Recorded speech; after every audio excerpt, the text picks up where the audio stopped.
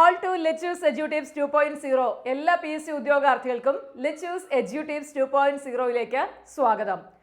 നമ്മുടെ ഇന്നത്തെ ക്ലാസ് എന്ന് പറയുന്നത് അസിസ്റ്റന്റ് സെയിൽസ്മാൻ എക്സാമിനേഷന് വേണ്ടിയിട്ടുള്ള ഒരു സ്പെഷ്യൽ ആണെന്ന് പറയാം. അതുപോലെ തന്നെ ഈ ഒരു ക്ലാസ് 10th ലെവൽ മെയിൻസ് എഴുതാൻ പോകുന്നവർക്കും അതുപോലെ തന്നെ നമ്മുടെ സെക്രട്ടേറിയറ്റ് അസിസ്റ്റന്റ് അല്ലെങ്കിൽ ഡിഗ്രി ലെവൽ പ്രിലിംസിന് പ്രിപ്പയർ ചെയ്യുന്നവർക്കും +2 ലെവൽ എക്സാമിനേഷൻ ചെയ്യുന്നവർക്കും ഒക്കെ ഒരുപോലെ യൂസ്ഫുൾ ആയിട്ടുള്ള ഒരു ക്ലാസ്സാണ് നമ്മൾ ഇന്ന് ചെയ്യുന്നത്. ക്ലാസ് എന്ന് പറഞ്ഞു കഴിഞ്ഞാൽ ഞാൻ വിചാരിച്ചു ഒരു സിലബസ് വൈസ് നിങ്ങൾക്ക് അങ്ങ് ചെയ്തു തരാമെന്ന് വിചാരിച്ചു. സിലബസ് വൈസ് എന്ന് വെച്ചാൽ പുതിയ ക്ലാസ്സുകൾ എടുക്കുന്നു എന്നുള്ളതല്ല അതിനർത്ഥം. നിങ്ങൾക്ക് പഠിക്കേണ്ട ഒരു മെത്തേഡും കാര്യങ്ങളും ഒക്കെ പറഞ്ഞു തരാം എന്ന് വിചാരിച്ചിട്ടാണ് ഇങ്ങനെ ഒരു വീഡിയോ ക്ലാസ് നമ്മളിവിടെ ചെയ്യുന്നത്. അപ്പോൾ ചുമ്മാ പഠിക്കുക മാത്രമല്ല, പഠിച്ചതിനെ ബേസ് ചെയ്തിട്ട് ഒരു 50ഓളം ക്വസ്റ്റ്യൻസ് നമുക്ക് ഇടയ്ക്ക് ഡിസ്കസും കൂടി ചെയ്യുന്ന ഒരു രീതി, അതാണ് ഞാനിപ്പം ചിന്തിച്ച് വച്ചിരിക്കുന്നത്. കാരണം ക്ലാസ്സുകൾ എടുക്കുക എന്ന് പറയുമ്പോഴത്തേക്കും സിലബസ് വൈസ് സത്യം പറഞ്ഞു കഴിഞ്ഞാൽ കംപ്ലീറ്റഡ് എന്ന് തന്നെ പറയാൻ പറ്റും. ഒരു 96% പോലും ഞാൻ തന്നിട്ടുള്ളതാണ് Let's Edutips ആദ്യത്തെ ചാനലിലൂടെ. അപ്പോൾ പുതിയതായിട്ട് നമ്മളെ ഫോളോ ചെയ്യുന്നവരാണെന്നുണ്ടെങ്കിൽ Let's Edutips സെർച്ച് ചെയ്ത് ഏതാണ്ട് 3 lakhs above സബ്സ്ക്രൈബേഴ്സ് ഉള്ള ഒരു ചാനലുണ്ട്. ആ ചാനൽ നോക്കുക. ആ ചാനൽ നോക്കിയിട്ട് നിങ്ങൾക്ക് വേണ്ട ടോപ്പിക് ഏതാണോ അത് ആ സെർച്ച് ബട്ടൻ്റെ അവിടെ Let's Edutips എന്ന് കൊടുത്തിട്ട് ആ വേണ്ട കാര്യങ്ങളും കൂടി ടൈപ്പ് ചെയ്താൽ നിങ്ങൾക്ക് ആ ക്ലാസ്സുകൾ കിട്ടും. അപ്പോൾ വീണ്ടും ഞാനിങ്ങനെ വന്ന് ക്ലാസ് എടുത്താലും ഇപ്പോൾ അപ്ഡേഷൻ ഇല്ലാത്ത കുറേ കാര്യങ്ങളുണ്ടല്ലേ, അതിൻ്റെയൊക്കെ ഇപ്പോൾ ഹിസ്റ്ററി, കോൺസ്റ്റിറ്റ്യൂഷൻ, ഇന്ത്യൻ ജോഗ്രഫി ഒക്കെ ചില അപ്ഡേഷൻ ഇല്ലാത്ത ഭാഗങ്ങൾ നമ്മൾ എടുക്കുമ്പോൾ ചുരിദാർ മാറി ഡ്രസ്സൊക്കെ ചേഞ്ച് ചെയ്ത് ഞാൻ വീണ്ടും വന്ന് എടുക്കേണ്ട കാര്യമില്ല. ഓൾറെഡി ക്ലാസ് അവിടെ ഉണ്ട്. അപ്പോൾ അതുകൊണ്ട് തന്നെയാണ് നമ്മൾ ഒന്നും പഠിക്കുന്നത്. അപ്പോൾ ഞാനോർത്ത് അങ്ങനത്തെ ക്ലാസ്സുകൾ നിങ്ങൾ പഠിച്ചതിന് ശേഷം അതിനെ ബേസ് ചെയ്തുള്ള ക്വസ്റ്റ്യൻസ് PYQs നമുക്ക് ഡിസ്കസ് ചെയ്യുന്ന ഒരു മെത്തേഡാക്കി കഴിഞ്ഞാൽ നല്ലതായിരിക്കും. ചുമ്മാതങ്ങ് PYQ ഡിസ്കസ് ചെയ്തിട്ട് കാര്യമില്ല. ഫസ്റ്റ് നമ്മൾ ആ PYQ എന്തിനെക്കുറിച്ചാണോ ഡിസ്കസ് ചെയ്യാൻ പോകുന്നത് അതിനെക്കുറിച്ച് നിങ്ങൾക്കൊരു ധാരണയുണ്ടാവണം. എന്നാൽ മാത്രമേ നിങ്ങൾക്ക് ആ ഒരു സെഷൻ ഈസി ആയിട്ട് തോന്നുള്ളൂ. അതർവൈസ് ക്വസ്റ്റ്യൻസ് കാണുമ്പോൾ നിങ്ങൾ ഓർക്കും അയ്യോ എനിക്കിത് അറിയില്ലല്ലോ എന്നുള്ള ഫീല് വരുമ്പോഴത്തേക്കും നിങ്ങൾ ഉണ്ടാക്കി വെച്ചിരിക്കുന്ന നിങ്ങളുടെ കോൺഫിഡൻസ് താഴേക്ക് പോകും. അപ്പോൾ ആ കോൺഫിഡൻസ് താഴേക്ക് പോകാതെ കോൺഫിഡൻസിനെ നമുക്ക് എപ്പോഴും ഉയർത്തി കൊണ്ടുവരണം. അപ്പോൾ എന്താ വേണ്ടേ? ഫസ്റ്റ് ടോപ്പിക്ക് പഠിക്കുക, അതിനുശേഷം നമുക്ക് PYQs ചെയ്ത് നോക്കാം അല്ലെങ്കിൽ ഡിസ്കസ് ചെയ്യാം. അതായിരിക്കും ഏറ്റവും നല്ല മെത്തേഡ്. അപ്പോൾ അതുകൊണ്ട് അങ്ങനെ നമുക്ക് പോകാം. നിങ്ങൾ എപ്പോഴും പരിശ്രമം എന്താ പറയുക, ഇപ്പോൾ നമുക്ക് കുറേ പേരൊക്കെ PSC എക്സാമിന് മുമ്പ് എഴുതിയിട്ട് നിങ്ങൾ വിചാരിച്ച രീതിയിലേക്ക് റാങ്ക് ലിസ്റ്റ് എത്തിയില്ല, അല്ലെങ്കിൽ നിങ്ങൾക്ക് മാർക്ക് സ്കോർ ചെയ്യാൻ പറ്റാതെയൊക്കെ വന്നിട്ടുണ്ടാവാം അല്ലേ, അതായത് ഫെയിലായിരിക്കും. വൺസ് നമ്മൾ ഫെയിലായി എന്ന് പറഞ്ഞാൽ നമ്മൾ എപ്പോഴും ഫെയിൽ ആവണമെന്നുണ്ടോ? ഇല്ല. APJ അബ്ദുൽ കലാം പറഞ്ഞിരിക്കുന്നത് തന്നെ എന്താണ്? ഫെയിൽ എന്ന് പറഞ്ഞു കഴിഞ്ഞാൽ എന്താ? FAIL ആണല്ലോ ഫെയിൽ എന്ന് പറഞ്ഞാൽ എന്താ? ഫസ്റ്റ് അറ്റംപ്റ്റ് ഇൻ ലേണിംഗ് എന്നാണ് അദ്ദേഹം ഫെയിലിനെ പറയുന്നത്. അതായത് നമ്മൾ എന്തെങ്കിലും ഒരു കാര്യം പഠിക്കാൻ പോകുമ്പോഴത്തേക്കും ഫെയിലായി എന്ന് പറഞ്ഞാൽ അത് നമ്മൾ പഠിച്ചു തുടങ്ങിയിരിക്കുന്നത് ഫസ്റ്റ് അറ്റംപ്റ്റ് ഇൻ ലേണിംഗ് ആണെന്ന് പറയുന്നത് ഫെയിൽ. അപ്പം ആ ഒരു രീതിയിൽ തന്നെ നമുക്കും ഫെയിലിനെ സമീപിച്ചിട്ട് പഠിക്കുന്നതായിരിക്കും നല്ലത്. പിന്നെ പലതവണയും നമ്മൾ അങ്ങനെ പോകുകയാണെന്നുണ്ടെങ്കിൽ നിങ്ങളുടെ ആക്റ്റീവ് ഇൻവോൾവ്മെൻറ്റ് ഇവിടെ ഇല്ല എന്നുള്ളതാണ് അത് സൂചിപ്പിക്കുന്നത്. ദാറ്റ് മീൻസ് നിങ്ങളുടെ റെസ്പോൺസിബിലിറ്റി നിങ്ങൾ തിരിച്ചറിഞ്ഞിട്ട് അവിടെ വരുന്നില്ല എന്നുള്ളതാണ് അത് സൂചിപ്പിക്കുന്നത്. ഓക്കെ, അപ്പോൾ ഇത്രയും വലിച്ചു വാരി ഒരു ഇൻട്രോ തരുന്നത് എന്താണെന്ന് ചോദിച്ചാൽ എന്നെ കാണുന്ന ആവശ്യമുള്ള കുട്ടികളിലേക്ക് എത്തിക്കുക എന്നുള്ളതാണ്. ഇതിനിടയ്ക്ക് എന്താ പറയണേ, ചില കൊനിഷ്ഠ പിടിച്ച ആൾക്കാരൊക്കെ വന്നിട്ട് ഇത്രയും ചുമ്മാ ഇൻട്രോയാണ് എന്നൊക്കെ പറഞ്ഞ് മെസ്സേജ് ഇടുന്ന കണ്ടിട്ടുണ്ട്. അങ്ങനെ മെസ്സേജ് ഇടാൻ താല്പര്യമുള്ളവരെ ഇപ്പം കാണാതെ അങ്ങ് പോയിക്കോളൂ കേട്ടോ. കാരണം എന്നെ കേൾക്കുന്ന, നമ്മുടെ ഒരു വാക്ക് കേൾക്കുമ്പോൾ അതിന് മോട്ടിവേഷനായിട്ട് ഫീൽ ചെയ്യുന്ന ഉദ്യോഗാർത്ഥികളിലേക്കാണ് നമ്മൾ ഈ ഫെയിലിൻ്റെ കാര്യവും നിങ്ങളുടെ ആക്റ്റീവ് ഇൻവോൾവ്മെൻറ്റ് ഉണ്ടാവണം എന്നുള്ള കാര്യമൊക്കെ പറയുന്നത്. അപ്പം ക്ലാസ്സിനെ കുറിച്ച് ഞാൻ പറഞ്ഞല്ലോ, നമുക്ക് ഏതായാലും ഒരു നല്ല സബ്ജക്റ്റിൽ അങ്ങ് തുടങ്ങി വെക്കാം. അപ്പോൾ ഇത് ഞാൻ പറഞ്ഞു 10th ലെവൽ മെയിൻസ് എഴുതാൻ പോകുന്നവർ, അസിസ്റ്റൻറ്റ് സെയിൽസ്മാൻ എക്സാം എഴുതാൻ പോകുന്നവർ, സെക്രട്ടേറിയറ്റ് അസിസ്റ്റൻറ്റിന് പ്രിപ്പയർ ചെയ്യുന്നവർ ഒക്കെ യൂസ്ഫുൾ ആയിരിക്കും. അപ്പോൾ അവർ ശ്രദ്ധിക്കുക. നമുക്കത് കോൺസ്റ്റിറ്റ്യൂഷനിൽ തുടങ്ങാം. കോൺസ്റ്റിറ്റ്യൂഷനിൽ എങ്ങനെ പഠിച്ചു തുടങ്ങാമെന്ന് വിചാരിച്ചു കഴിഞ്ഞാൽ നമ്മുടെ ഒരു സീരീസിൻ്റെ കോൺസ്റ്റിറ്റ്യൂഷനിൽ നമ്മൾ ഇന്ത്യൻ കോൺസ്റ്റിറ്റ്യൂഷൻ ഈ വിഭാഗത്തിൽപ്പെട്ട ഇപ്പോൾ ഈ പറഞ്ഞ എല്ലാവർക്കും ആവശ്യമുള്ളതാണ്. അപ്പോൾ ഇതിൻ്റെ ആദ്യം നമ്മൾ പഠിക്കുന്നതെന്ന് പറഞ്ഞു കഴിഞ്ഞാൽ എന്ത് കാര്യമായിരിക്കണം? നാഷണൽ ഇമ്പോർട്ടൻസ് പഠിക്കണം.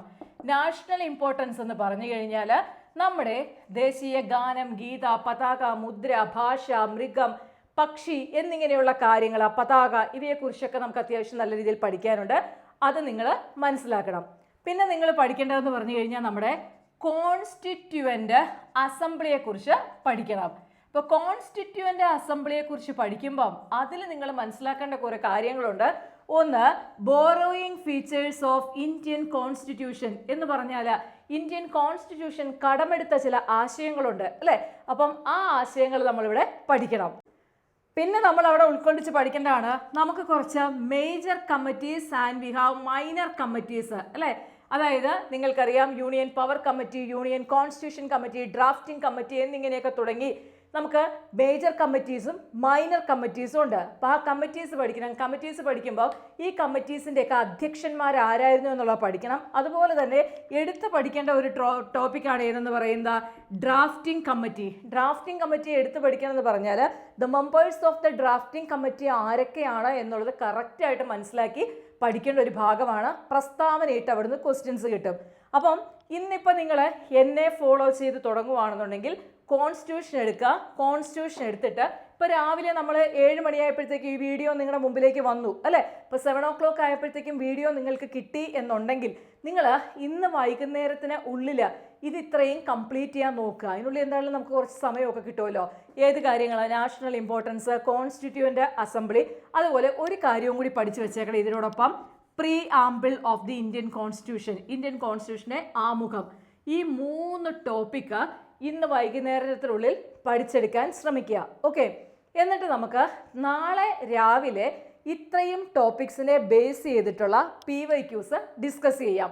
അതായത് PSC നമ്മളോട് ഈ ഭാഗത്തു നിന്ന് നാഷണൽ ഇമ്പോർട്ടൻസിൻ്റെ ഭാഗത്തു നിന്നും കോൺസ്റ്റിറ്റ്യൂവൻ്റ് അസംബ്ലിയുടെ ഭാഗത്തു നിന്നും borrowing features, major committees, drafting കമ്മിറ്റിയുടെ ഭാഗത്തു നിന്നും പ്രിയാമ്പിളിൽ നിന്നും ചോദിച്ച റീസെന്റ് എക്സാമിനേഷന് ചോദിച്ചാണ്, പണ്ട് പുരാതന കാലത്ത് ചോദിച്ചതല്ല. റീസെൻ്റ്ലി എക്സാമിനേഷന് ചോദിച്ചിട്ടുള്ള കാര്യങ്ങൾ നമുക്ക് ഡിസ്കസ് ചെയ്യാം. അപ്പം ഇത്രയും പഠിച്ചിട്ട് വേണം അത് ഡിസ്കസ് ചെയ്യാനിരിക്കാൻ. കാരണം ഇത് പഠിച്ചാൽ മാത്രമേ നിങ്ങൾക്ക് അതേക്കുറിച്ചൊരു ധാരണയുണ്ടാവുള്ളൂ. കുറേ പേര് കുറേ വർഷങ്ങളായിട്ട് പഠിക്കുന്നവർക്ക് ഏതാണ്ടൊക്കെ അറിയായിരിക്കാം. അവർക്ക് അതിനെയൊക്കെ ഒന്ന് ക്രോഡീകരിച്ച് വീണ്ടും ഒന്ന് മെമ്മറിയിലേക്ക് കൊണ്ടുവന്നാൽ മതി. പുതിയതായിട്ട് കാണുന്നവർ ഇത്രയും കാര്യങ്ങൾ പഠിക്കുക. ഇത് പഠിക്കാനായിട്ട് ഞാനൊരു കാര്യം ചെയ്യും, ക്ലാസ് എല്ലാം ഞാൻ എടുത്തിട്ടുള്ളതാണ്, സൂപ്പർ ക്ലാസ്സുകളാണ്. അപ്പോൾ അതുകൊണ്ട് എന്ത് ചെയ്യാം, ഈ ക്ലാസ്സിൻ്റെ ലിങ്ക് ഞാൻ ഡിസ്ക്രിപ്ഷൻ ബോക്സിൽ ഇട്ടേക്കാം. ഓക്കെ, അതായത് വീഡിയോ നിങ്ങൾ പ്ലേ ചെയ്ത് കഴിയുമ്പോഴത്തേക്കും താഴെ നിങ്ങൾക്ക് ക്ലിക്ക് ചെയ്യുമ്പോൾ കിട്ടും ഡിസ്ക്രിപ്ഷൻ ബോക്സ്. അറിയാമല്ലോ, അറിയത്തില്ലാത്തവർക്ക് അറിയാവുന്നവരൊന്ന് പറഞ്ഞു കൊടുത്തേക്ക് കേട്ടോ. അപ്പോൾ ഡിസ്ക്രിപ്ഷൻ ബോക്സിൽ ഇട്ടേക്കാം. ആ ലിങ്ക് നിങ്ങൾ വച്ചിട്ട് ഇത് വൈകുന്നേരത്തിനുള്ളിൽ അല്ലെങ്കിൽ നാളെ രാവിലത്തേക്ക്, നാളെ 7 മണിക്കാണ് അടുത്ത ക്ലാസ് ഇതിൻ്റെ വരുന്നത്, ഈ ക്വസ്റ്റ്യൻ പേപ്പറിൻ്റെ. അപ്പം ഇതിനെ ബേസുള്ള ക്വസ്റ്റ്യൻ്റെ ക്ലാസ് വരുന്നത്. അപ്പോൾ അതിന് മുമ്പ് നിങ്ങൾ ഇത്രയും പഠിച്ചെടുക്കുക. കേട്ടല്ലോ?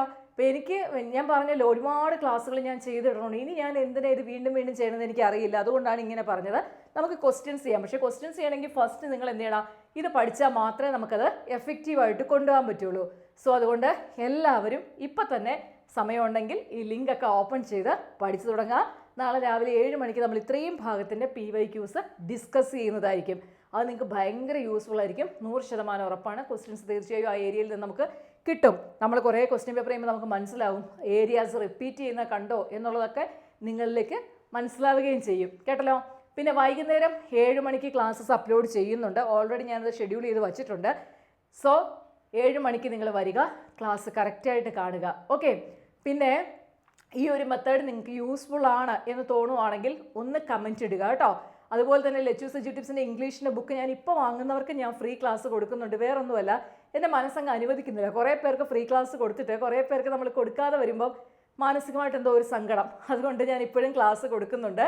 സോ അതുകൊണ്ട് ലെറ്റ്യൂസ് എഡ്യൂട്ടിപ്സിൻ്റെ ഇംഗ്ലീഷിൻ്റെ ബുക്ക് വേണമെന്നുണ്ടെങ്കിൽ 8086137962 എന്ന് പറയുന്ന നമ്പറിലേക്ക് ബുക്ക് എൻക്വയറി എന്ന് പറഞ്ഞ് ഒരു മെസ്സേജ് ഇട്ട് കഴിഞ്ഞാൽ ഉടനെ തന്നെ നിങ്ങൾക്ക് റിപ്ലൈ കിട്ടുന്നതായിരിക്കും കേട്ടോ. അപ്പോൾ വേണ്ടവർ വാങ്ങുക. കാരണം ഈ പറഞ്ഞ എല്ലാ എക്സാമിനേഷനും 10 മാർക്ക് ഇംഗ്ലീഷിനേതായിട്ടുണ്ട്. ഡിഗ്രി പ്രിലിംസിന് 20 മാർക്കുണ്ട്. സുഖമായിട്ട് ഫുൾ മാർക്ക് സ്കോർ ചെയ്യാൻ സഹായിക്കുമെന്നുള്ളത് 100% ഉറപ്പായതുകൊണ്ടാണ് പറഞ്ഞത്. നമ്മുടെ ബുക്ക് വാങ്ങിയിട്ടുള്ള പിള്ളേർ ആരെങ്കിലും ഉണ്ടെങ്കിൽ ബുക്കിനെ പറ്റി ഒന്ന് കമൻറ്റ് ചെയ്തേക്കും കേട്ടോ. അപ്പോൾ ഇത്രയും കാര്യങ്ങളാണ് പറയാനുള്ളത്. വൈകുന്നേരം 7 മണിക്ക് മറ്റൊരു ക്ലാസ്സുമായിട്ട് കാണാം. ഇപ്പം തന്നെ എല്ലാവരും പോയി പഠിച്ചോളൂ. താങ്ക്